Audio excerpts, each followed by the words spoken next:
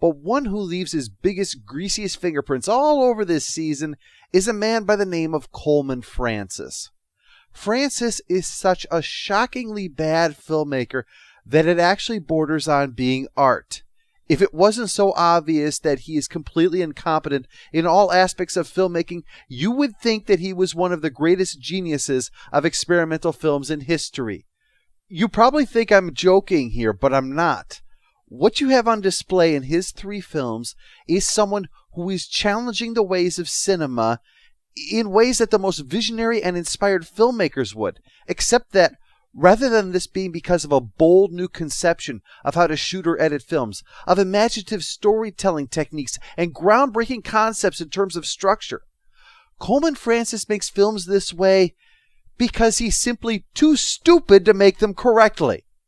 Whether it's writing, directing, or acting, there is no start to his talents. Here's a sample of the film Skydivers. Malcolm Forbes to the rescue. The night we dropped on Korea seems like only a dream. The picture you sent of Beth, well, all I can say is, you're lucky. Then it says ha ha ha. Just plain lucky. Ha ha ha. I'll wrap it up for now. If you ever need a good mechanic, just send me a note attached to a homing pigeon, and I'll come around it. Well, he sure makes a letter come alive. Good luck. What you have just witnessed is the best film Coleman Francis ever made. Yes, really.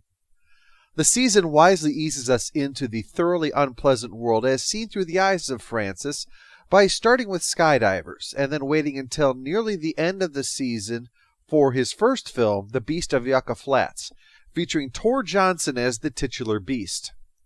So short a film that this episode features 2 shorts before it, yet the film itself feels even longer than most others do. This is in no small part due to the fact that the entire film was shot without sound.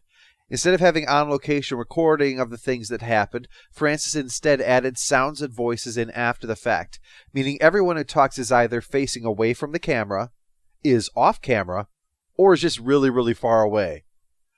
The only scene in the entire film that seems in any way inspired is when a wild jackrabbit runs up to nuzzle the dying Tor Johnson, which it turns out was not scripted but happened completely by accident while filming, thus leading to the sad but accurate assessment that Coleman Francis is a worse screenwriter than a rabbit.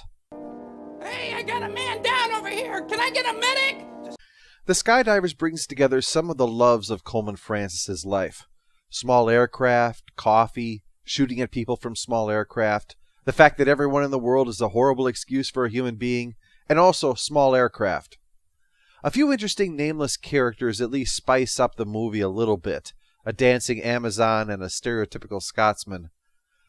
But for his final film, Red Zone Cuba, a fictionalized account of the Bay of Pigs invasion, follows Francis himself as the star, a fugitive from justice who joins up with 2 other guys for the mission, and then escape their Cuban captivity after the botched invasion, and then do their very best to be completely detestable.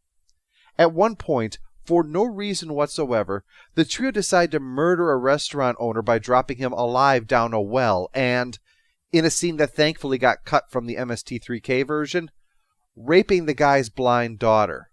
Coleman Francis does not make movies so much as create propaganda for nihilism. A male curly can run for hours on little water.